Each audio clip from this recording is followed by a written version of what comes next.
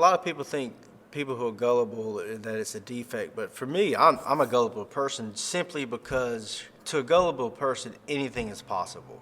It allows you to believe in the potential of things. And for me, I've seen so much in my life. I've seen so many miraculous things happen that I'm like, anything can happen.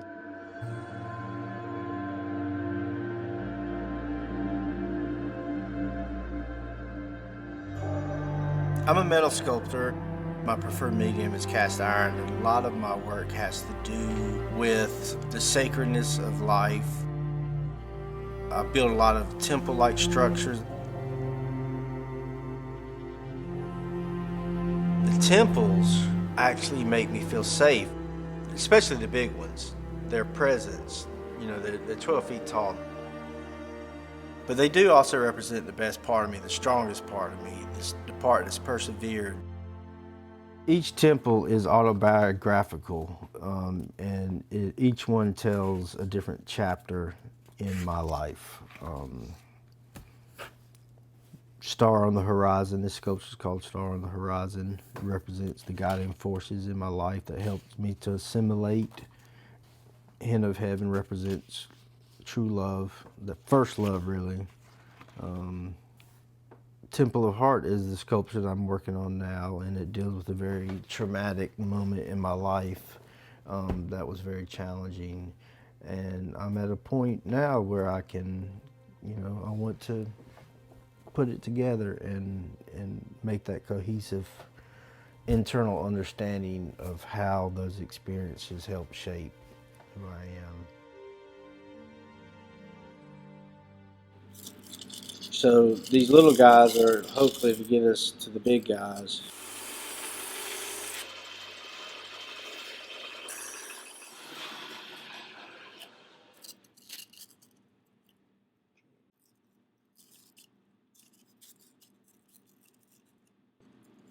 We're getting there. Not quite the exact proportions that this drawing is, but actually,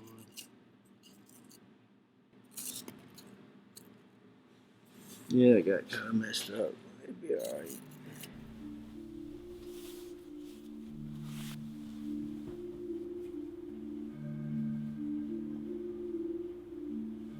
I have a Star Wars passport.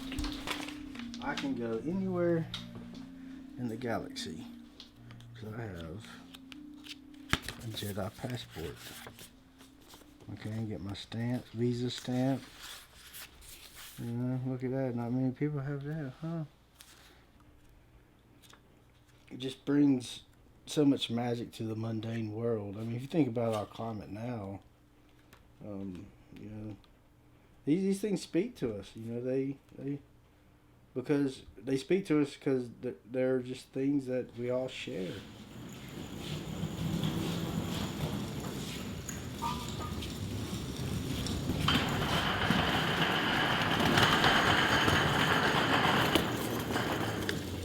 Here we go. So we're doing this centerpiece right here. That's what we're casting. So that can give you the idea of the scale of the piece.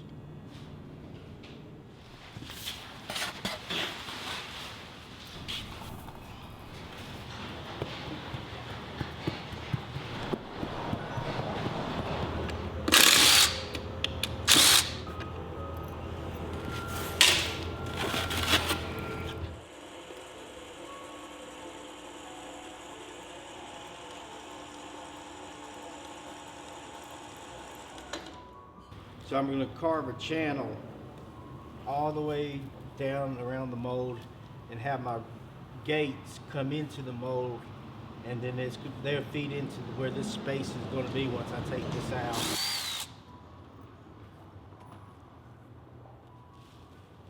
When I put that back on, it's going to lock it in place, and there's going to be a gap all the way down through here, and that's where the metal's going to fill.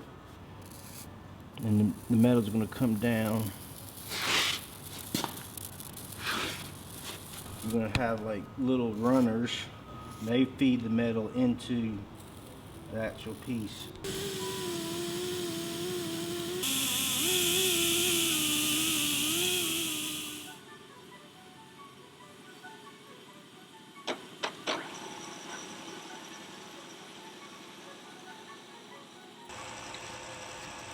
When I think about those moments, there's a part of me that really wants to know what happened. There's another part of me that doesn't want to go back and see that whatever happened. Um,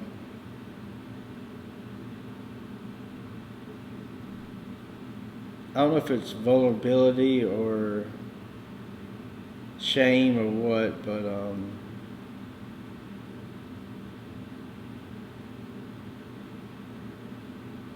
I'm trying to think of the emotion that comes up. It's not quite guilt. It's not quite shame.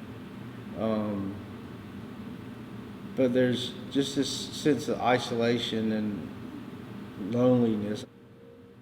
Still confused myself about how everything played out or what the exact details, the sequence of events. It's so hard to figure it out. There are memories that are clear, and I know something happened. It was a guy in the neighborhood. He was older than me. I just remember one day playing this game with him, and it was a cowboy shoot 'em up. We'd be in different parts of the house, and we'd run around and we'd pull our guns out, and whoever was slowest had to take his pants off. And I remember that, and I remember being naked. I remember him. Um, I remember him tying me to the bed, telling me like, "Oh, we're cowboys and Indians, and I'm going to tie you up like if you were captured by an Indian." And I'm like 11. He's probably 16, 15, 16. I just remember being locked in a bathroom for like 2 or 3 hours, not getting out. Let me out. Why'd you let me out? And I remember being in the shower with this other guy, being cold, being naked. I remember like them taking a shotgun, and now I know they were smoking pot because they were like, "Hey man, we can get Trip a shotgun through a shotgun." And so, they took a big hit of the pot and then took the shotgun and blew it in my face. I got really scared when they were abusing me, and I probably started praying. And I just remember the second kid saying something like, "Oh, Jesus can't help you." And I remember like trying to close my butt cheeks, and I was standing on my tiptoes to where my heels made like a hoof, like the devil hoofs. And that imagery popped into my head, and I just remember that kid saying, "Oh, you're a little queer kid, and we're the devil, and you're the devil," and stuff. And so all that mixture of religion got put in there, so you get not only complexes with relationship with women, but then you get a religious complex.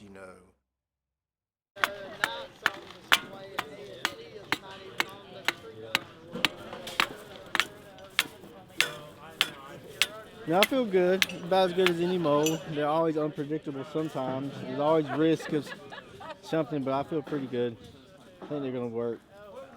If it doesn't completely pour, then either I'll work with a piece that's not complete, or I do the whole thing over. you know. So it's just the beauty of casting.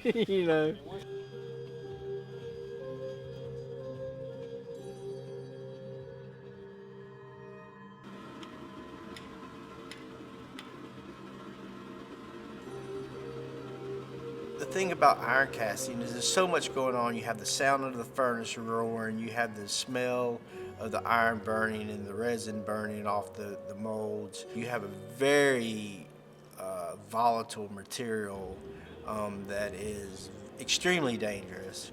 But it's the choreography of making everything happen, from tapping the furnace to catching it in the ladle, bodying it, running off to molds.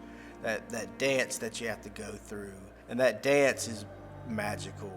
The material is magical. You got this molten element that the majority of the earth is made of, and you're taking it and you're melting it down. You're transforming the form that it's in into a molten state, and then you're actually taking it out and shaping it yourself into a form that you desire.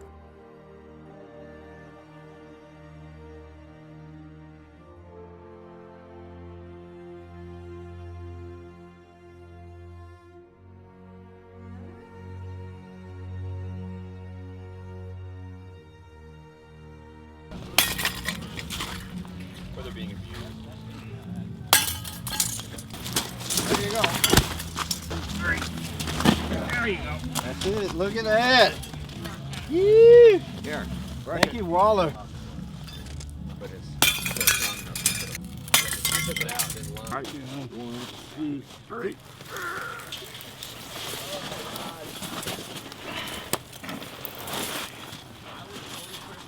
Probably that's keeping it.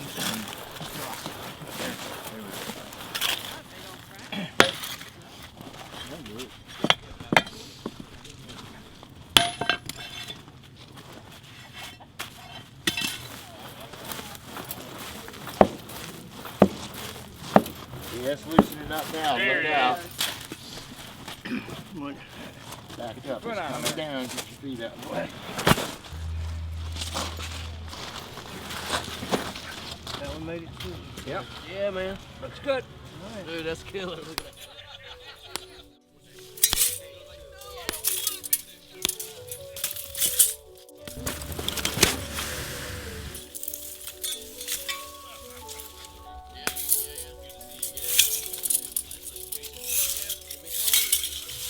All that fretting, uneasiness, worry, all for nothing. Have faith in the iron. 'Cause the iron will get you through every time.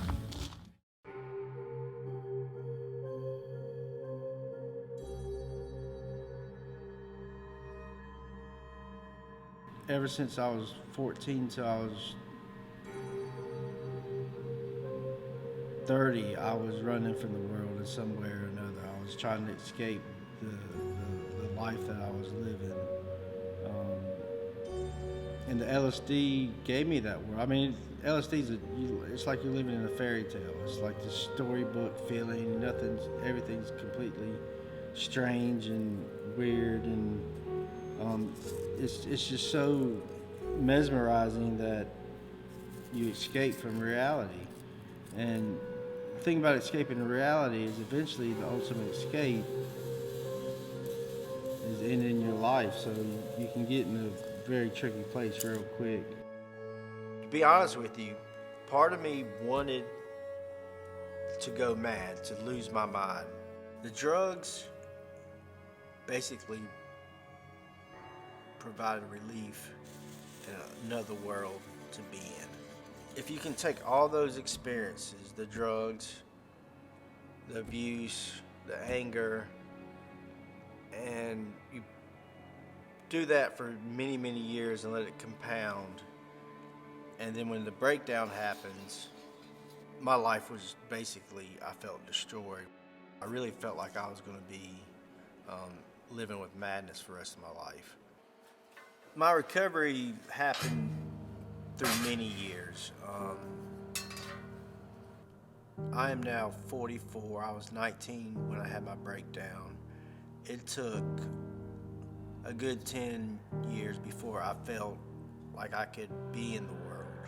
Day to day, it feels like you're not getting better. It really feels like you're stuck in this gray world forever. There came a turning point when things were more good than they were more bad. Art was the first time that I felt like, okay, I can live in this world. And the universe was giving something to me, and it said, you know what, Trip? Here's something. Life can be beautiful. Life can be rewarding. I felt like the world was giving me something instead of somebody taking something from me. The sacredness comes back into the world, where you thought I would maybe find angst and struggle and make art with penises coming out of the foreheads and stuff. You know, that's not what the shape that I found. I found a temple in there. And that shape reflected, it transformed me back and saying, you know, this shape is in you, this temple is in you. You are the temple. You know, you're sacred. You're not this wretched little creature that these boys abuse you to be. But finding the temple inside allowed me to find my self-worth again, which I think you lose through abuse. Just like the magic of iron casting, there's just something there, that the flow again, you know, that moment when You know, you're lost, you're in the studio, you're working, and you're totally forgetting about the rest of the world. You're just immersed in your work, and you're working on a piece, and all of a sudden, there may be a mistake, and all of a sudden, you're like, oh man, that's perfect. And that's like the universe working with you and creating this work of art. What it's doing is channeling energy, emotional energy, and it's allowing you to manipulate that energy.